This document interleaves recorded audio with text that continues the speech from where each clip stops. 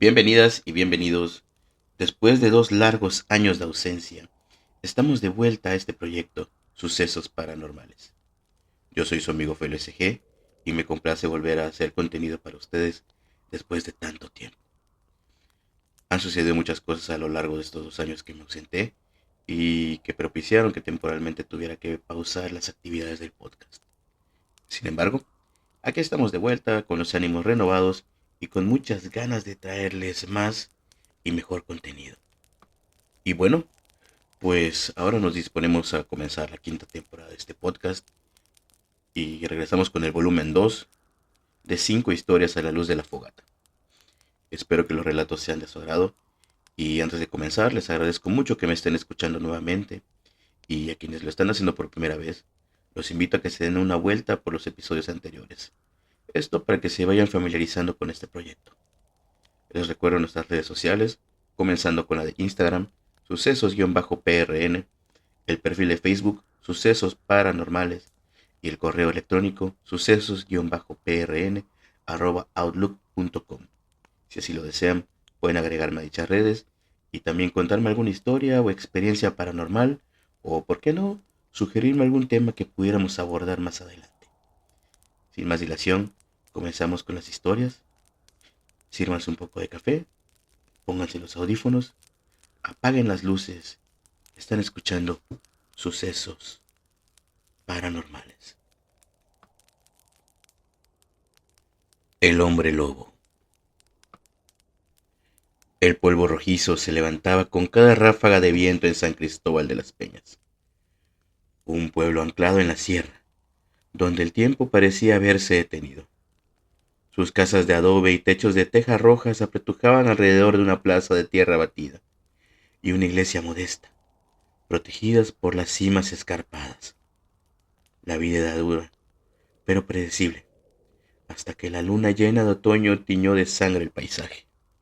Todo comenzó con el ganado: ovejas destripadas, cabras desgarradas y el semental de don Ramiro, el más fuerte del pueblo, encontrado con la garganta arrancada. Al principio se habló de pumas descarriados o coyotes hambrientos, pero el padre Miguel, con su mirada serena, sabía que el tamaño de las huellas y la brutalidad de los ataques excedían a cualquier depredador conocido. La verdadera oscuridad llegó con la desaparición de Chuy, el joven pastor. Una noche de luna llena. Solo encontraron su rebozo ensangrentado y el rastro de unas huellas inmensas, mitad bestia, mitad hombre, que se perdían en el monte. Los susurros comenzaron. Un nahual, murmuró la vieja Elena, la curandera, sus ojos nublados por los años, pero su mente clara como el agua de manantial. Un nahual es un hombre que se convierte en bestia, un devorador de almas. El miedo se enraizó en San Cristóbal. Las puertas se atrancaban al anochecer, los niños no jugaban afuera de sus casas, y las oraciones en la iglesia se volvieron más fervorosas. Los hombres del pueblo, armados con machetes, escopetas viejas y la fe de los desesperados, organizaron rondas. Pero la criatura era astuta, rápida y letal. Un par de noches más, y otros 2 hombres, el panadero y su hijo, desaparecieron sin dejar rastro alguno, salvo el eco de un aullido gutural que les heló la sangre a quienes lo escucharon.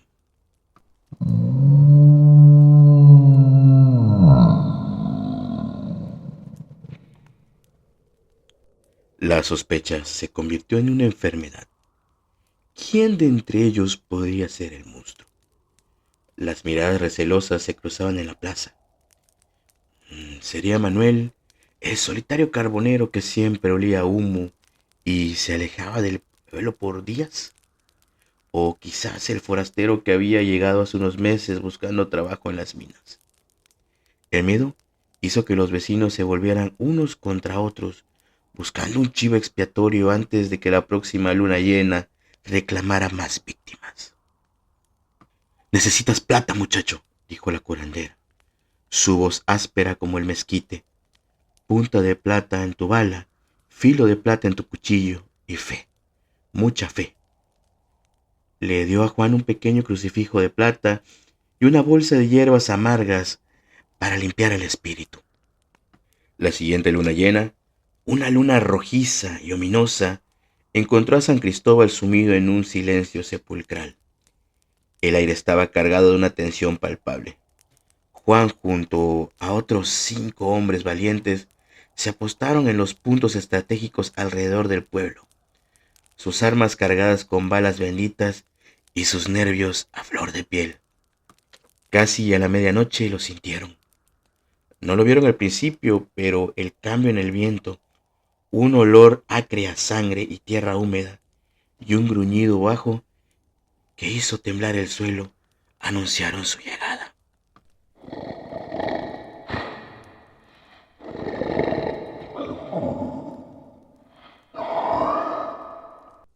La bestia emergió entre los mezquites, una silueta gigantesca y peluda que se movía con una agilidad aterradora.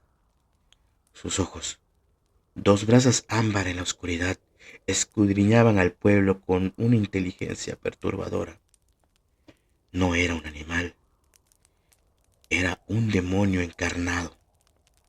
Se lanzó contra el corral de don Ramiro, un aullido desgarrador resonando en la noche. Los gritos de las ovejas y el ruido de la madera al romperse se mezclaron con el sonido de los disparos. Juan y los hombres abrieron fuego. Las balas de plomo rebotaron en su piel como si fuera roca. Pero una de las balas de Juan, marcada con una cruz y rellena de plata, encontró su objetivo. La bestia gimió, un sonido que era a la vez un gruñido animal y un quejido humano.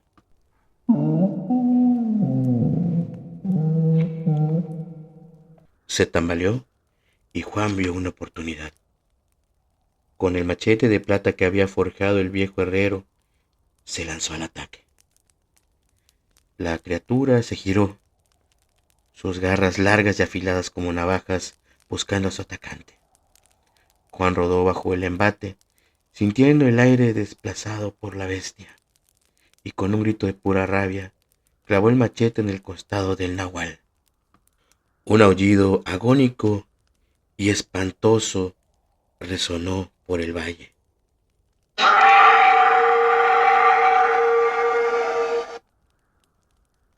La bestia se desplomó, su cuerpo convulsionando, la plata quemando su carne.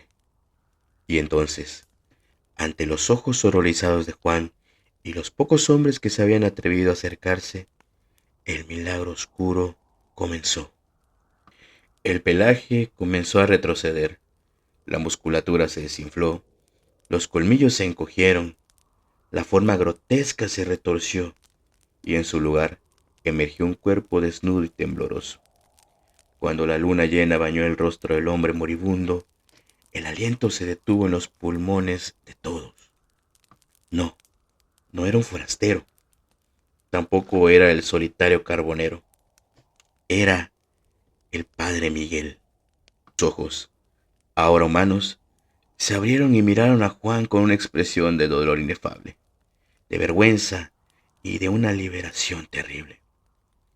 Intentó decir algo, pero solo un estertor le salió de la garganta antes de que la vida se apagara.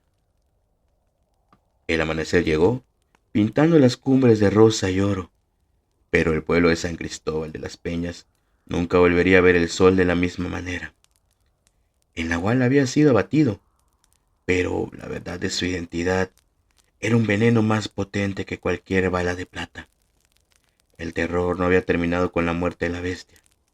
Apenas había comenzado, pues la sombra de que el mal podía habitar en el alma más piadosa se cerniría sobre el pueblo, por siempre y para siempre. Y cada luna llena sería un recordatorio del monstruo que había vivido entre ellos, bendiciéndolos con una mano mientras los desgarraba con la otra.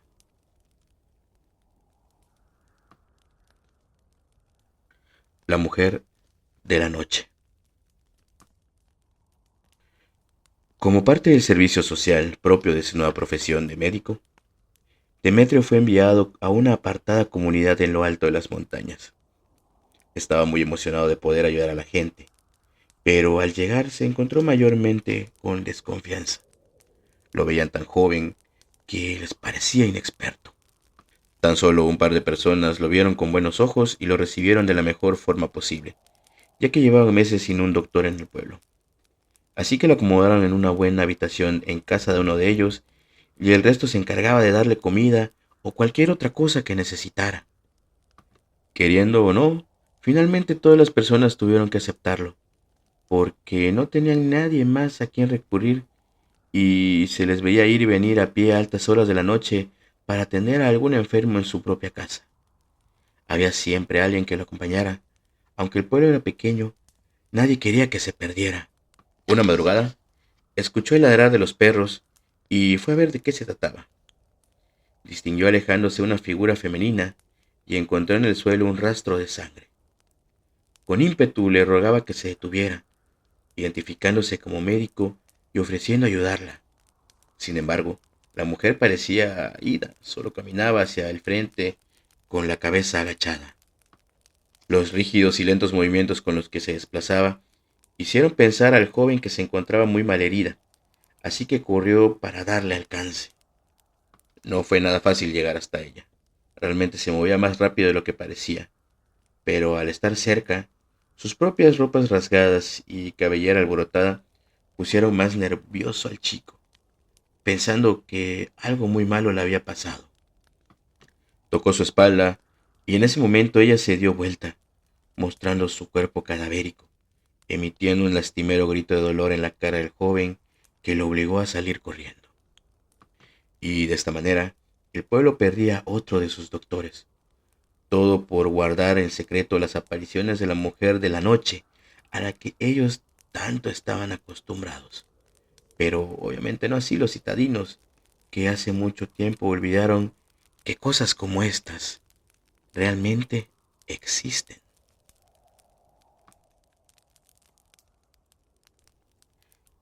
Evelyn. Papá se marchó de casa. Escuché cuando le decía a mamá que no podía con tantas responsabilidades. Y ahora ella tiene un nuevo novio. A mí él no me agrada. Hace muchas cosas que no están bien, pero mamá no quiere creerme que es malo. Ella está muy enamorada. Rompió todas mis muñecas y los juguetes de mi hermano. Dijo que fuimos nosotros y después nos castigaron. Los recogimos de la basura para volver a armarlos, pero no quedaron muy bien. Mi muñeca Evelyn está muy molesta.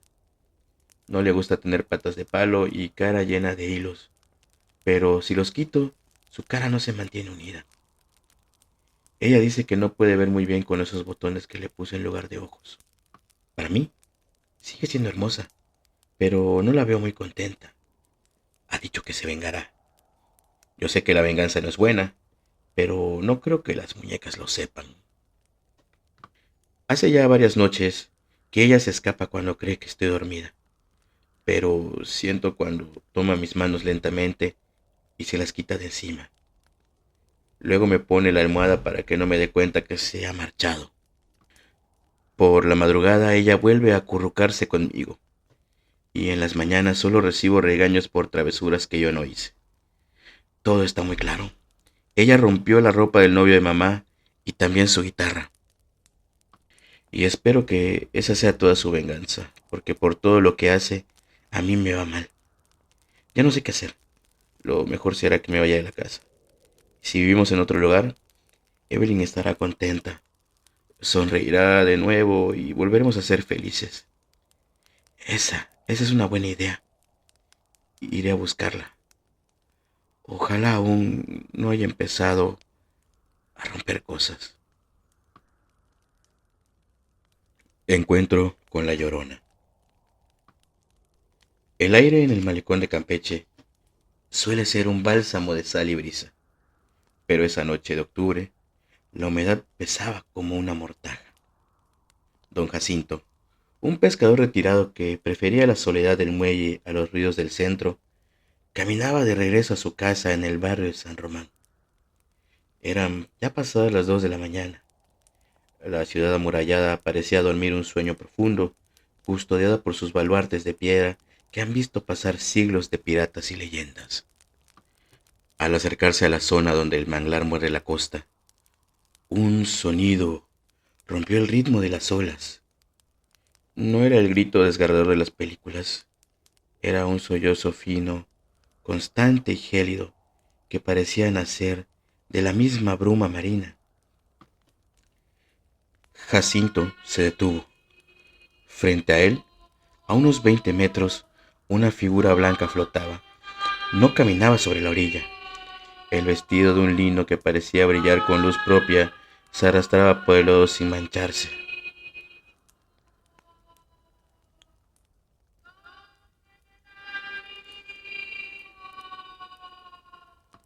La voz no viajaba por el aire, sino que resonaba directamente en la nuca de Jacinto. No era el español claro de los locales, sino un susurro que arrastraba las heces como el viento entre las palmas. Lleno de una valentía nacida más del asombro que de la imprudencia, Jacinto dio un paso al frente. La mujer se giró lentamente. No tenía rostro, solo una sombra profunda donde deberían estar los ojos y una piel tan pálida como la espuma del mar en tormenta. El olor a azufre y agua estancada inundó los pulmones del pescador. Los perros de las casas cercanas, usualmente escandalosos, cayeron de golpe, escondiéndose bajo los muebles con un gemido sordo. Al parpadear, la mujer se estiró como una columna de humo y se deslizó hacia las aguas del golfo, perdiéndose no hacia el fondo, sino fundiéndose con el horizonte. Jacinto llegó a su casa con la piel de gallina y una fiebre que le duró 3 días. Desde entonces dice que la Llorona en Campeche no busca solo a sus hijos, sino que busca el perdón de un mar que se niega a devolverle lo que perdió hace siglos. Se me apareció el charro negro. La noche en la sierra no era oscura, era densa. Alberto lo sabía, pero la ambición suele ser mejor linterna que la imprudencia. Caminaba por el sendero de tierra roja, con los bolsillos vacíos y el orgullo herido, maldiciendo su suerte tras haber perdido hasta el último peso en la feria del pueblo. El viento se detuvo de golpe. El silencio que siguió no fue pacífico. Era el típico silencio de que precede a una emboscada. De la penumbra del encinar emergió una figura que parecía recortada de la misma noche. Un caballo negro de una alzada imponente y ojos que despedían un fulgor rojizo. Avanzaba sin que sus cascos emitieran un solo ruido sobre la hojarasca. Sobre la bestia montaba un hombre impecablemente vestido de charro. Su traje era de una lana negra tan profunda que absorbía la poca luz de la luna, adornado con una botonadura de plata que brillaba con un frío antinatural. Bajo el ala ancha de su sombrero no se distinguían facciones, solo una mandíbula afilada y una sonrisa que no prometía nada bueno. Buenas noches, caballero. Dijo el charro. Su voz era como el crujido de cuero viejo y metal frío. Parece que la fortuna le ha dado la espalda en el juego. Alberto sintió que el vello de su nuca se erizaba. El miedo, ese instinto primario, le gritaba que corriera, pero sus piernas pesaban como el plomo. Solo es una mala racha, logró articular Alberto, aunque su voz tembló. El charro negro acarició la crin de su montura. De uno de los costados de la silla descolgó una bolsa de cuero que sonó al chocar contra el muslo del jinete. El inconfundible tintineo del oro pesado. La suerte es para quienes se atreven a tomarla. Sentenció el espectro, extendiendo la bolsa. Aquí hay suficiente para pagar tus deudas, comprar la hacienda que deseas y vivir como un rey hasta el fin de tus días. Alberto miró la bolsa. Sabía quién era el que estaba frente a él. Las leyendas decían que el charro no era un demonio que buscaba almas por placer, sino un cobrador que buscaba a alguien que ocupara su lugar en el purgatorio de la avaricia. ¿A qué precio?, preguntó Alberto con la mano extendida por puro reflejo. El charro soltó una carcajada. El precio es simple. Este oro es suyo, mientras tu cuerpo lo aguante. Pero cuando la deuda venza, me acompañarás a cobrar a otros que, como tú, creen que el dinero no tiene dueño.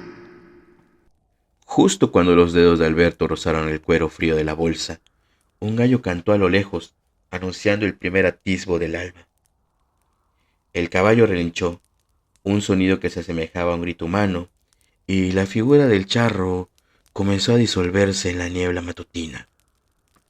Volveré, Alberto, porque los hombres como tú siempre terminan buscando en la oscuridad lo que no supieron ganar bajo el sol. Susurró el viento. Alberto se encontró solo en medio del camino, temblando bajo el rocío de la mañana. No había oro en sus manos, solo un puñado de tierra seca y el amargo sabor del terror en la garganta.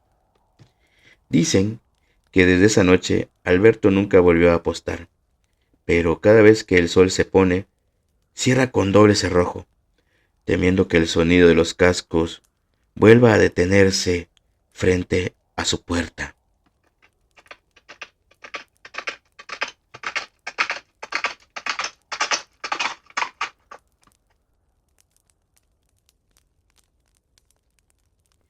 Y bueno, con este último relato concluimos con este episodio que marca el regreso del podcast. Espero que haya sido de su total agrado y que le hayan pasado de maravilla. Yo extrañaba muchísimo hacer todo esto y realmente me siento muy contento por estar de vuelta. Procuraré que la constancia sea una virtud en este proyecto a partir de ahora. Y bueno, sin más que agregar, agradezco nuevamente que me hayan escuchado y si son nuevos, que lo hayan hecho por primera vez. También les agradezco. No olviden recomendar este canal a sus conocidos, familiares, amigos, etc. Tenemos una cita el próximo domingo con más relatos, un nuevo tema. Yo soy su amigo Felo SG. Esto fue Sucesos Paranormales. Nos estamos escuchando. Muchas gracias.